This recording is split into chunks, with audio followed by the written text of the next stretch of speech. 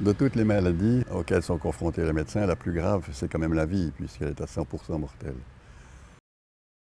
Quand la médecine ne guérissait pas une maladie, qu'elle soit grave ou pas grave, euh, j'ai eu envie d'essayer d'autres médecines pour surmonter cet obstacle et essayer d'obtenir des résultats que la médecine ne me permettait pas d'obtenir. Et j'ai fait différents essais, je me suis rapproché de différentes thérapeutiques, j'ai étudié un petit peu l'acupuncture, j'ai étudié la médecine manuelle, et passablement d'écoles qui promettaient de soigner des gens dans des conditions plus ou moins désespérées. Et ce qui m'a donné le plus de satisfaction, eh bien, c'était très rapidement, j'ai eu beaucoup de chance. Les premiers traitements homéopathiques que j'ai faits, c'était pour des malades justement qui étaient en souffrance de traitement. J'ai eu en face de moi un enfant qui toussait sans pouvoir s'arrêter pratiquement. Et quand les médecins avaient passé, ils n'avaient rien pu faire. Et à ce moment-là, je me suis dit c'est peut-être le moment d'étudier autre chose, de proposer autre chose. Et c'est là que j'ai ouvert pour la première fois un livre d'homéopathie et j'ai eu la chance de débutant, c'est que cet enfant qui avait toussé pendant 2 ou 3 mois, en 48 heures, c'est tout aguerri. Et chaque année, je faisais un cours d'homéopathie sur plusieurs week-ends ou plusieurs samedis. Et beaucoup de personnes qui ont suivi ces cours se sont perfectionnées par la suite en homéopathie et certains sont devenus des personnes extrêmement douées dans ce domaine-là, voire des professionnels qui ont suivi ensuite une école professionnelle à dans laquelle je travaillais aussi. Si on la comprend bien, la démarche scientifique peut comprendre et montrer, prouver des guérisons par l'homéopathie, mais la méthode scientifique telle qu'on l'emploie en médecine pour les médicaments, elle ne convient pas du tout à l'homéopathie. Pour la bonne raison que la médecine a besoin de statistiques et que pour nous, nous traitons des individus et avec des individus, on ne peut pas faire de statistiques. J'ai moi-même expérimenté dans différentes situations des guérisons par des médecines considérées comme non officielles. Un cas particulièrement amusant, c'est que je me trouvais à Mexico en voyage, disons, touristique, et j'ai été frappé par de troubles cardiaques qui m'ont paru, médicalement parlant, extrêmement graves. J'ai été très surpris parce que j'ai vu un cardiologue, le jour même, j'ai eu la chance, qui m'a dit que je n'avais rien du point de vue cardiaque. Alors ça, je n'y comprenais rien, j'avais rien du point de vue pulmonaire. Et l'ami chez qui je logeais, qui était un Français très expérimenté du Mexique, m'a dit « Mais tu as attrapé la dengue ». C'est une maladie dont je ne connaissais que le nom. C'est une espèce de grippe qui est transmise par des moustiques. Mais je ne la connaissais pas parce que je n'en avais jamais soigné. Et puis là-bas, c'était une chose très courante. Et il m'a dit, mais ici, les gens se soignent par les chamans. Il y a près du centre de Mexico, Zocalo, il y a des chamans qui sont là et qui soignent la dengue. Puis moi, j'avais envie de guérir tout de suite. Et puis, je me disais, qu'est-ce que je cours comme risque? Il n'y avait pas d'autres traitements proposés.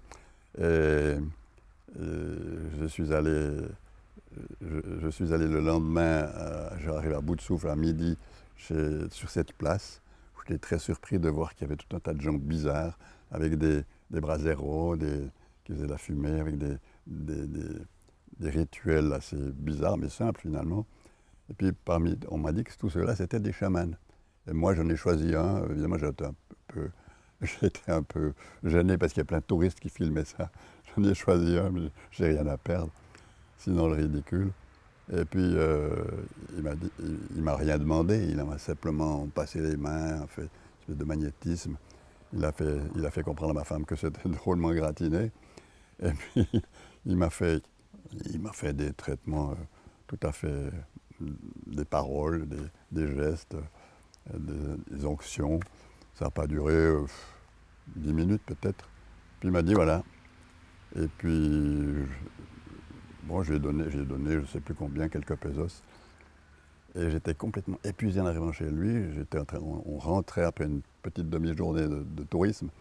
Et finalement, je ne suis pas rentré. On est rentré à 7-8 heures du soir. J'étais en pleine forme. Donc guéri instantanément. Je ne savais pas ce que j'avais. Mais auparavant, j'avais quand même fait une prise de sang pour savoir si j'avais cette dengue ou pas. Et puis, mais seulement, je n'avais pas le résultat à ce moment-là. Et 2 jours après, j'ai eu le résultat qui était positif. J'étais tellement émerveillé par l'effet. Dès le lendemain, je suis allé revoir le chaman, puis j'ai redonné de l'argent. J'ai dit, mais je t'ai rien payé, et puis tu m'as sauvé la vie. J'ai eu beaucoup d'occasions d'être confronté avec des guérisseurs traditionnels dans différents pays. Nous avons beaucoup voyagé avec Catherine, mon épouse, et des enfants, plus ou moins nombreux selon les voyages. Catherine s'est aussi formée à différentes formes de thérapie complémentaire ici en Suisse, et nous avons tenu un cabinet, puis fondé,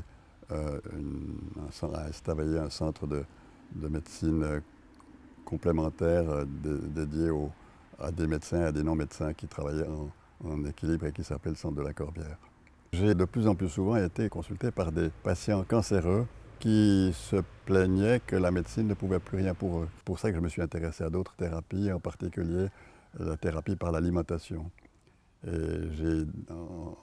en cherchant des pistes dans ce domaine-là, je suis tombé sur Catherine Kousmine. À travers mes patients, j'avais des patients qui avaient été cancéreux et qui disaient qu'ils avaient été guéris par elle. Et puis je trouvais que c'était bizarre, mais je ne pouvais pas ne pas en tenir compte. Et finalement, je me suis dit, faut que je la voie parce qu'elle me paraît intéressante. Et puis je suis tombé, j'ai le coup de foudre pour cette petite bonne femme de 78 ans ou 75 ans à l'époque. Et je me suis très bien entendu avec elle. J'ai été formé à son cabinet. J'ai eu beaucoup de très bons résultats avec cette méthode-là qui consistait à changer d'alimentation.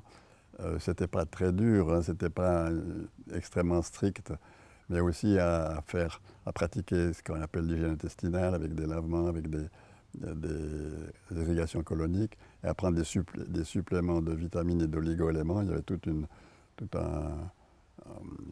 quincaillerie à prendre qui était extrêmement importante. Et là, je me suis rendu compte que si on ne guérissait pas les cancers, à coup sûr en tout cas, on améliorait déjà beaucoup leur situation, on améliorait leur douleur. Mais surtout, je me suis rendu compte que les malades souffrant de sclérose en plaques réagissaient extrêmement bien, voire guérissaient. Au cours de ma pratique en Suisse, j'ai eu l'occasion de constater que passablement de personnes, d'enfants surtout, tombaient malades comme par coïncidence, mais il y a beaucoup de coïncidences, à la suite d'une vaccination. Et ça m'a intrigué, j'ai essayé de comprendre, de voir s'il y avait une littérature là-dessus, et je me suis rendu compte qu'il y avait passablement plus d'accidents, d'incidents plus ou moins graves après des vaccinations que sans vaccination. Et ça m'a rendu attentif. Ça m'a rendu attentif et j'ai creusé le problème qui m'a toujours... Et finalement, je me suis indigné par toutes ces obligations vaccinales dont le seul bénéfice semblait être celui des laboratoires. Je ne dis pas que tous les vaccins sont mauvais, mais il y en a trop et trop tôt, beaucoup trop tôt.